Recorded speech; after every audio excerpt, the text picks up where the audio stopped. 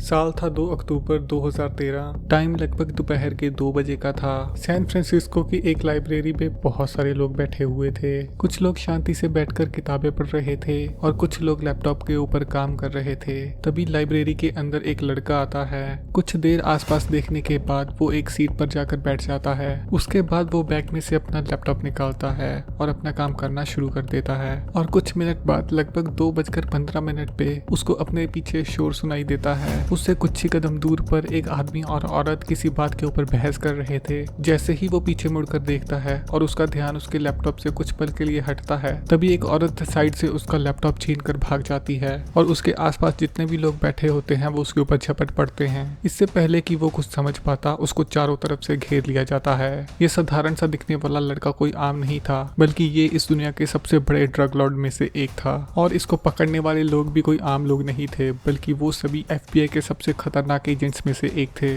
जो पिछले 2 साल से इस लड़के को ढूंढ रहे थे। और ये इस दुनिया की सबसे बड़ी इन्वेस्टिगेशन में से एक थी, जो कुछ ही पल के अंदर पूरी दुनिया में ब्रेकिंग न्यूज बनने वाली थी। जिस लड़के को इतने सारे FBI एजेंट्स पकड़ कर बैठे हुए हैं, उसका नाम था रॉस उल्ब्रिच, जो कि डार्क वेब के ऊपर इस दुनिया की सबसे बड़ी इलीगल वेबसाइट चला रहा था, जिसका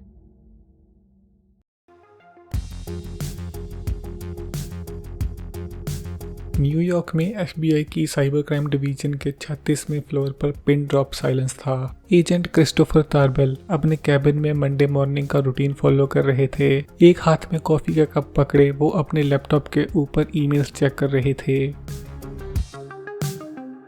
तभी उनका एक पार्टनर भागा हुआ कमरे के अंदर आता है। सर, एक इमरजेंसी है। ऑनलाइन एक आर्टिकल पब्लिश हुआ है जो आपको अभी देखना चाहिए।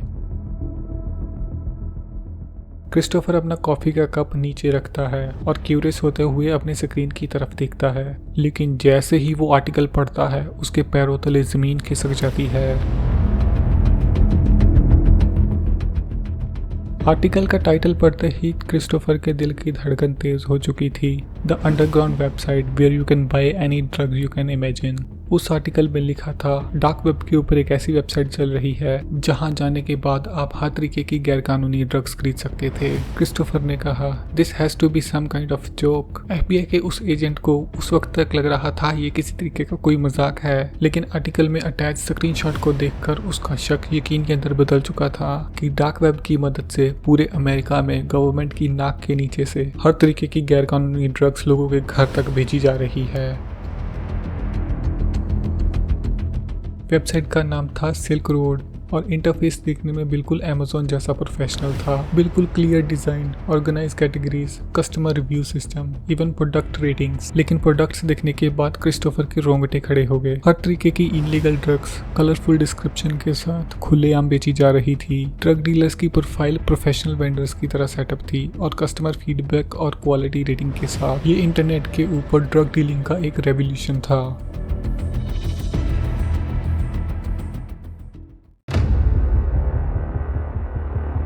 एक घंटे के अंदर FBI हेडक्वार्टर में इमरजेंसी मीटिंग अरेंज होती है। सीनियर ऑफिसर से लेकर डिपार्टमेंट के हेड सब शौक में थे। तभी असिस्टेंट डायरेक्टर रूम में एंटर होता है और सीरियस टोन में अनाउंसमेंट करता है, जेंटलमैन, हम इस दुनिया की सबसे पहली ऑनलाइन ड्रग मार्केट देख रहे हैं जो कि बिल्कुल अनोनिमस है। आज तक आपने ड्रग डीलर्स को पकड़ने के लिए जो तरीके इस्तेमाल किए हैं वो यहाँ पर काम नहीं करेंगे। आप फिजिकल रेड्स नहीं कर सकते, किसी का फोन भी टैप नहीं कर सकते और ना ही आप उनके फाइनेंशियल रिकॉर्ड को देख सकते हो। FBI के सामने एक ऐसा अपराधी खड़ा था जो उनके सामने होते हुए भी उनके सामने नहीं था। उसी वक्त एक टीम बनाई जाती है जिसमें FBI एजेंट से लेकर दुनिया भर की एजेंसीज को शामिल किया जाता है और इस ऑपरेशन का नाम था ऑपरेशन मार्को पोलो।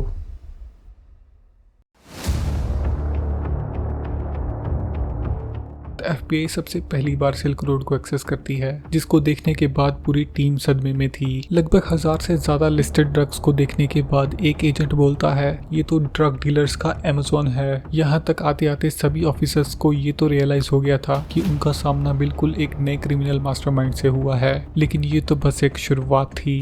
अभी तो उनकी ये लड़ाई बहुत ही ज्यादा लंबी चलने वाली थी। खुलेआम चल रही इस वेबसाइट को बंद करने के लिए FBI के हेडक्वार्टर्स में एक खतरनाक डिसीजन लिया गया, किसी तरीके से सिल्क रोड कम्युनिटी के अंदर घुसना। और इस काम के लिए जेरड नाम के एक अंडरकवर एजेंट को चुना गया जिसका कोड नेम था सिरस।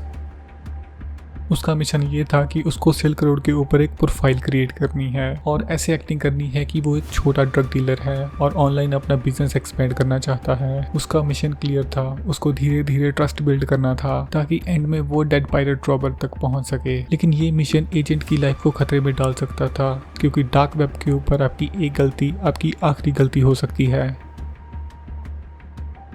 अंडरकवर एजेंट महीनों तक तैयारी करता है। एजेंट वो सारे काम करता है जो एक ड्रग डीलर करता है, वो सारे इलीगल काम जो किसी इंसान को पूरी जिंदगी के लिए जेल में डालने के लिए काफी थे। सिर्फ एक आदमी तक पहुंचने के लिए जैरेड लगभग लाखों डॉलर की ड्रग्स बेच चुका था, लेकिन इतना ज्यादा रिस्क लेने के बाद असली टारगेट अभी तक मिसिंग था। सिल्क रोड का असली मालिक, जिसका नाम डेड पायरेट रॉबर्ट था, वो उस वेबसाइट के ऊपर बहुत सारी पोस्ट करता था जिसके अंदर वो बहुत सारी फिलोसफिकल बातें करता था, जिसमें वो liberal ideology, drug war criticism और फ्री मार्केट इकोनॉमी की बात करता था। उसके लिखने का तरीका हाईली एजुकेटेड था, जिसको देखने के बाद FBI इस नतीजे पर पहुंची कि ये आदमी बहुत ही ज्यादा हाईली एजुकेटेड है, जिसके पॉलिटिकल बिलीव्स बहुत ही ज्यादा स्ट्रॉन्ग है और इसके पास एक क्लियर विजन है। और बहुत महीनों की मेहनत के बाद आखिरकार डेड पायरेट रॉबर्ट के साथ जैरेड का कम्युनिकेशन एस्टेब्लिश हो जाता है। ट्रस्ट बहुत ही स्लो बिल्ड हो रहा था, लेकिन उससे बातें करते वक्त FBI का पूरा ध्यान उसकी आइडेंटिटी पता करने के ऊपर था। लेकिन कोई ये सोच भी नहीं सकता था कि उसकी असली आइडेंटिटी किसी और सोर्स से आने वाली थी।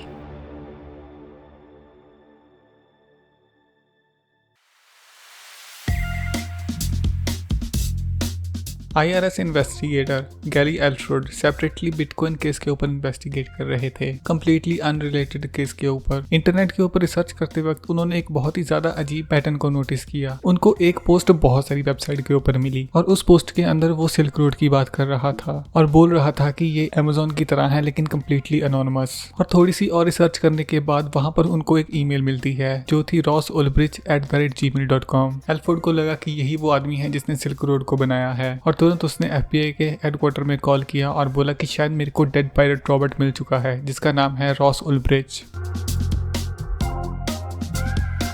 रॉस उल्ब्रिच का नाम उनको मिल चुका था, लेकिन कोर्ट को कन्विंस करने के लिए उनको सॉलिड प्रूफ चाहिए थे। उसके बाद FBI की टीम रॉस उल्ब्रिच का बैकग्राउंड चेक करना स्टार्ट करती है। सोशल मीडिया प्रोफाइल से लेकर फाइनेंशियल हिस्ट्री तक हर एक चीज बहुत ही डिटेल के साथ चेक की जाती है। यहाँ पर उनको पता चलता है कि रॉस ने यूनिवर्सिटी ऑफ टेक्सास से फिजिक्स की ग्रेजुएशन की है। फेसबुक और यूट्यूब के ऊपर उसने बहुत सारी वीडियोस डाली हुई थी, जिससे उसकी आइडियोलॉजी डेड पायरेट रॉबर्ट के साथ मैच करती है। डेड पायरेट रॉबर्ट और रॉस उल्ब्रिच की आइडियोलॉजी ऑलमोस्ट सेम थी। इसके बाद फिर उसकी लिंक्डइन प्रोफाइल चेक की गई, जिससे पता चला कि वो वेब डिजाइनिंग के अंदर भी बहुत ही ज्यादा स्ट्रॉन्ग है। उसके खिलाफ सबूत बहुत ही ज्यादा स्ट्रॉन्ग बन रहे थे, लेकिन उसको दोषी साबित करने के लिए ये काफी नहीं था। और दूसरी तरफ सिल्क रोड बहुत ही तेजी के साथ ग्रो कर रही थी। एक महीने का रेवेन्यू मिलियन क्रॉस कर रहा था। मीडिया कवरेज होने की वजह से बहुत सारे लोग वेबसाइट के ऊपर आ रहे थे। अमेरिका के घरों के अंदर खुलेआम ड्रग्स डिलीवर की जा रही थी और अमेरिका की गवर्नमेंट कुछ नहीं कर सकती थी जब तक वो उसको पकड़ ना ले। टाइम बहुत ही ज्यादा कम था। अगर रॉस को पता चलता कि उसके ऊपर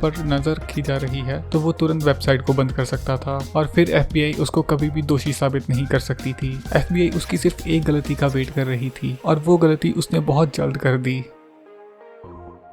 उसने डार्क वेब से मल्टीपल फेक आईडीज और ड्राइविंग लाइसेंस ऑर्डर किए थे अपने खुद के इस्तेमाल के लिए, जिसमें उसका नाम अलग अलग था और कस्टम में उसका पैकेट पकड़ा गया। जब उसका एड्रेस ढूंढा गया तो वो रॉस उल्ब्रिच के सैन फ्रांसिस्को का घर था। उसके बाद कस्टम ऑफिसर्स FBI को कॉल करते हैं और उसको बताते हैं कि आपके सस्पेक्ट ने अभी अभी फेक आईडीज ऑर्डर की है। उसके बाद जब कस्टम ऑफिसर्स उसके घर पहुंचते हैं तो वो साफ मना कर देता है कि ये पैकेट उसके नहीं है, लेकिन उसका बिहेवियर देखने के बाद उन लोगों को तुरंत पता चल जाता है कि यही वो आदमी है जो सिल्क रोड वेबसाइट को चला रहा है। उसी वक्त रॉस उल्ब्रिच के ऊपर नजर रखनी स्टार्ट कर दी जाती है। FBI के बहुत सारे मेंबर्स उसको फॉलो कर रहे थे। हर रोज वो जहां पर भी जाता था कम से कम 1 से लेकर 2 FBI एजेंट्स उसके पीछे होते थे और जल्द ही उसका पैटर्न उन सबको समझ आने लगा। वो पब्लिक नेटवर्क का बहुत ही ज्यादा इस्तेमाल करता था और अपना लैपटॉप हमेशा अपने पास रखता था और काफी घंटों तक वहां पर बैठकर काम करता रहता था। और एजेंट्स ने नोटिस किया कि वो एक लाइब्रेरी में हर रोज जाता था और सेम कॉर्नर टेबल पर जाकर बैठ जाता था और अपनी वेबसाइट पे सुबह वो वहीं से लॉगिन करता था as a admin,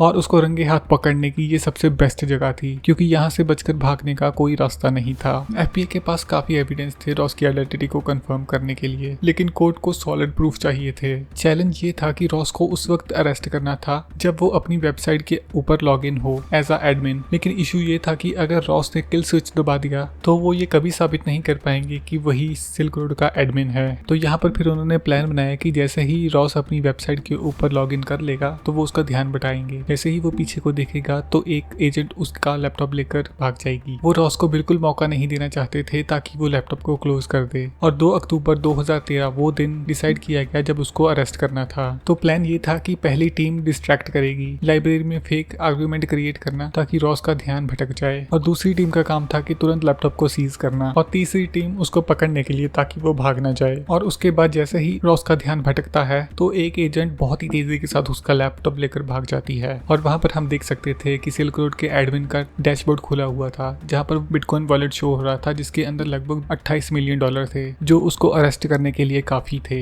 laptop seize करने के बाद उनको सारी चीजों के बारे में पता चला कि वेबसाइट स्टार्ट करने के सिर्फ 2 साल के अंदर ही रॉस ने लगभग 1.2 बिलियन की सेल कर दी थी, जिसमें से $80 मिलियन उसकी अपनी कमीशन थी, और इसी के साथ उनको बहुत सारे क्रिमिनल्स का डेटा मिला, और इतने सारे प्रूफ रॉस को जेल में डालने के लिए काफी थे। और कुछ ही समय के अंदर ये बात इंटरनेट के ऊपर आग की तरह फैल गई कि डार्क वेब का ड्रग लॉर्ड अरेस्ट हो चुका है। जैसे ही लोगों को पता चला कि सिल्क रोड वेबसाइट बंद होने वाली है, बिटकॉइन का प्राइस बहुत ही तेजी के साथ क्रैश हो गया। कोर्ट के अंदर रॉस ने कहा था कि उसका मकसद कभी भी ड्रग्स बेचना नहीं था, वो तो बस लोगों को फ्रीडम देना चाहता था। उसका मानना था कि लोग अपनी लाइफ के अंदर क्या करते हैं गवर्नमेंट को इस बात में कोई इंटरेस्ट नहीं होना चाहिए। इस वजह से उसने ऐसी वेबसाइट बनाई जहां पर लोग कुछ भी बेच और खरीद सकते थे, लेकिन कोर्ट ने उसकी बात बिल्कुल नहीं सुनी और उसको उम्र कैद की सजा दे दी गई। आज की वीडियो के लिए बस इतना ही। मुझे उम्मीद है कि आपको ये वीडियो पसंद आई होगी। हम मिलेंगे आपको अगली वीडियो के अंदर, तब तक के लिए गुड बाय।